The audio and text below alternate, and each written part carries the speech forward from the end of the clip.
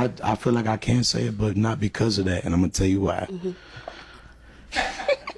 What the are you gonna do about it? What is happening, people, and welcome to this week's Rhoa News. We have a lot of stuff to cover, so we wanted to get into it right away.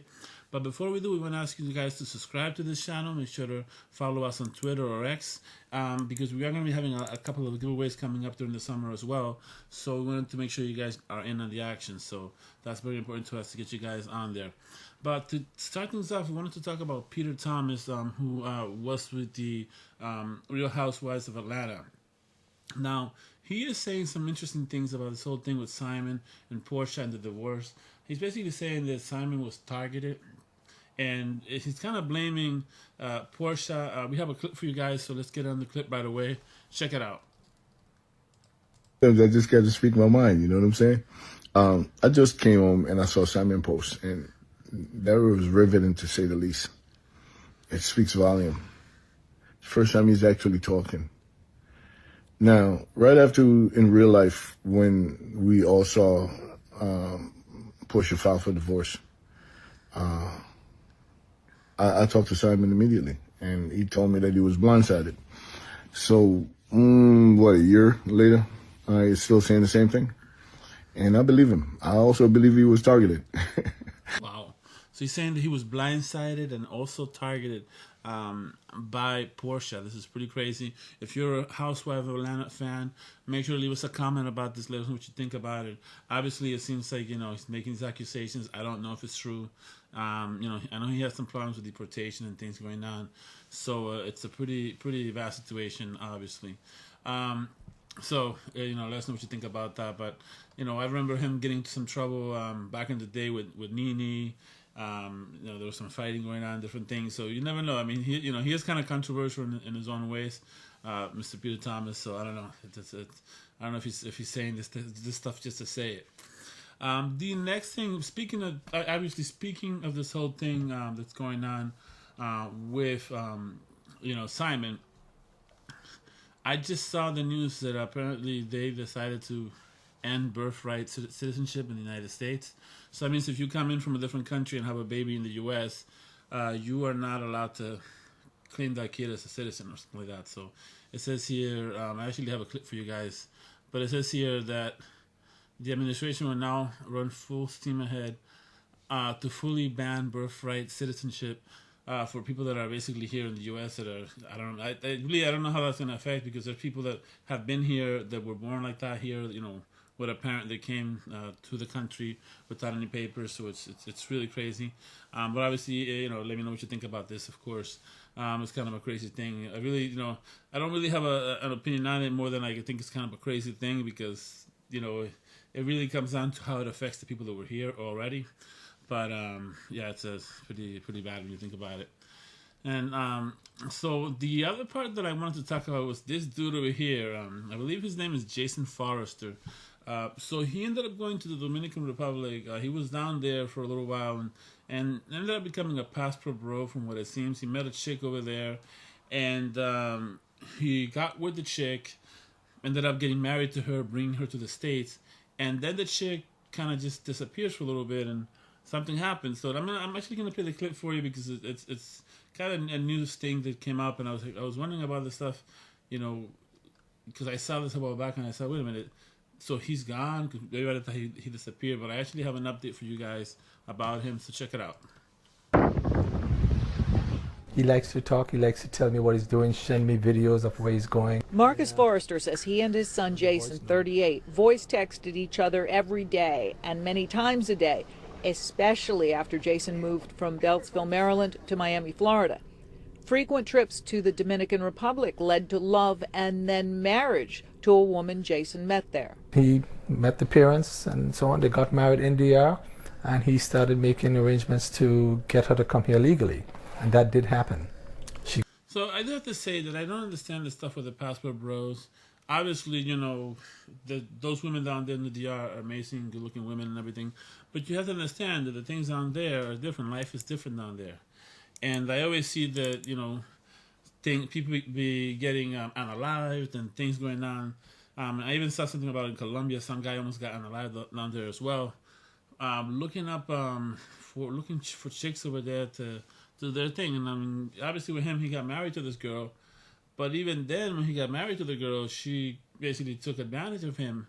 Anyway, let me just play the clip for you guys. He got a visa. Forrester says Jason and his new bride struggled a bit as they transitioned from a long-distance relationship to sharing a home. Then something unexpected and shocking happened. One day he came back from work and the apartment was cleaned out. She left and disappeared. Forrester. See, this is what I'm saying. It's this kind of stuff that happens with these relationships. I mean, because a lot of times these girls are not really in it for the love. They're just in it because they either want to come to the U.S. or it's pretty much an issue where, you know, they have, you know, somebody back home that they want to send money to and, you know, do stuff with. I really don't want to say it here, but, you know, it's called the oldest profession in the world. I mean, and so, you know, historically, so a lot of people do that, and sometimes people don't know that. They go to the DR, these other places, and they don't realize they think they're talking to regular girls from the country, and that's not usually the case. A lot of those girls are hunting for guys. They're looking for guys that they can take advantage of, and sometimes this happens.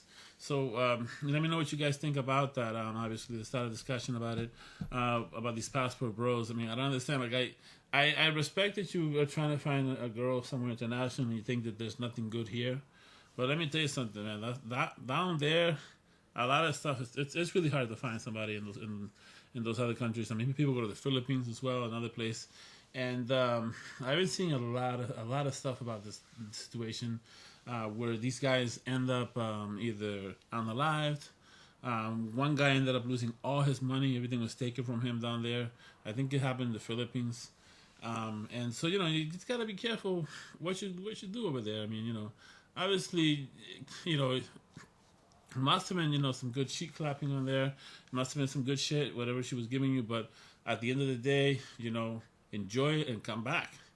Don't be putting a ring on it, man. These guys be putting a ring to this stuff, and then, you know, it becomes a messy situation. So obviously, definitely say that. But look, I do have an update for you guys about it. This is a positive update, obviously, when it comes to Jason Forrester. It looks like he was found safe after leaving for Dominican. I guess he was found safe according to this article. It says a man with Maryland ties was found after he had not been heard from since he was about to board a plane in the DR to salvage his marriage 2 weeks ago. Yeah, so basically he went to try to save his marriage because the girl ghosted him, and he was missing for a while. So it is nice to hear that he is safe. It says Jason Forrester is safe. His father said in an update on Monday without immediately providing additional information. Marcus Forrester said he and his son, who is 38, voice text each other many times a day, every day, especially after his son moved from Beltsville to Miami. Beltsville? Anyway, I don't know what that is. He likes to talk. He says he likes to tell me what he's doing, send me videos of where he's at or where he's going. So Jason Forrester frequent trips to the DR led to love and marriage, and obviously we talked about that. But yeah, it looks like the dude is safe. So that's a positive news. I mean, that's positive news. So it's just a crazy situation here that these guys put themselves through, especially these passport brothers. The other thing that we wanted to talk about was this whole thing with that heckler over there at the White Sox game. I think it was a White Sox with the Diamondbacks. And the player Ketel Marte ended up crying over there. I guess this fan, this White Sox fan, told, basically was talking bad about his mom, or said something about his mom, that got the dude triggered, and he started crying in the ballpark. I mean, this is a photo of him over here, how he looked like during the whole situation there. Very sad situation. I mean, the team here kind of, you know, they did provide some support. We're going to show you the guy, I believe his name is Wilson, something like that. I have a clip of him here that I'm going to show you in a second, but this is the situation. Back to Chicago. This is from the previous pitching change. Torey Lovello with Ketel Marte in T. And to be fair, you know, his mom was, I guess his mom had a car accident back in the day in 2017, I think it was, and she had died, and so this fan really went, you know, below the belt over here. And he shouldn't have said what he said, but he did say it, and he pretty much got him going. It's really very, very, very sad situation when you think about it, because this man, he obviously loves his mom, and the coach, I think the coach for the Diamondbacks, I think his name is Torey Lavuno. He confronted the fan, basically, said some inappropriate things to him, told him to get the F out of here, basically. I didn't see that part. Now that I'm seeing this, I did see the clip, but I didn't hear that. Let's check it out.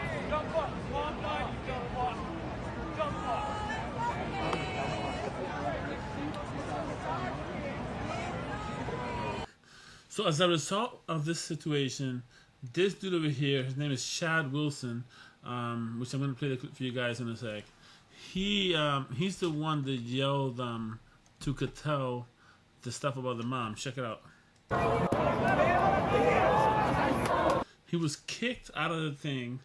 He was banned from that stadium specifically, but then the MLB decided to ban him from everything, from all the different stadiums across the U.S. So check it out.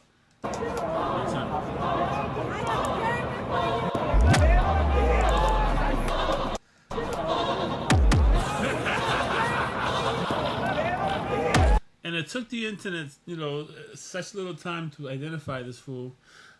Pretty much they just identified him, I guess his name is Chad Wilson, like I said, so for just saying those things to this baseball player. So what do you guys think about this whole thing? Obviously, you feel sad for him. This man lost his mom, so I understand, anybody who lost a parent understands that, and so it's just such a crazy thing that these fans go to that level. He doesn't know really what it's like, I guess, to lose a parent. So definitely, let's start a conversation about that, of course, as well. The other part over here that I wanted to talk about was this whole thing with the Mexican OT, the rapper Mexican OT. He apparently says he thinks he should be able to say the N-word, or the Latinos should say the N-word. I'm kind of on the fence on that as a Latino. I don't think you should say the N-word. I'm from the other team. I think you should respect our African-American brothers and sisters out here, and we shouldn't be saying that. But there's some people that feel like they should say it because of the same struggles and all this stuff. I think it's just a sign of respect. I don't think you should be saying that as a Latino. It's just not right. Doesn't look good, and it also is not well received by everybody. So if you're going to be saying that, sure, your homeboys may be cool with you saying it, but is it cool when you're saying it in front of somebody who really cares and doesn't really want you to say it? So as a general rule, I think people should not say it. Anyway, let me show you this clip about what the Mexican OT had to say about this whole thing. Check it out. N-word? I feel like I can't say it, but not because of that, and I'm gonna tell you why. What the are you gonna do about it? Like, seriously, what the F? That's not, I know Tekashi and him are going around saying this as Latinos, and I think, it's just wrong no matter how you do it. You just don't want to go around saying these things. This is a word that, it's not, it's very political, and I think as Latinos we shouldn't say it. But let me know what you guys think about this whole thing. Is it something? Do you think it's a sign of disrespect to the African American community? Do you think that it's something that we Latinos shouldn't say? Definitely let's start a conversation about that. I think it's important for us to talk about these issues because there's been a lot of issues in the Latino community and also the African American community, especially with these past protests and things that have been going on. So I definitely would like to get you guys take on this. So with that being said, we hope to see y'all in the next video.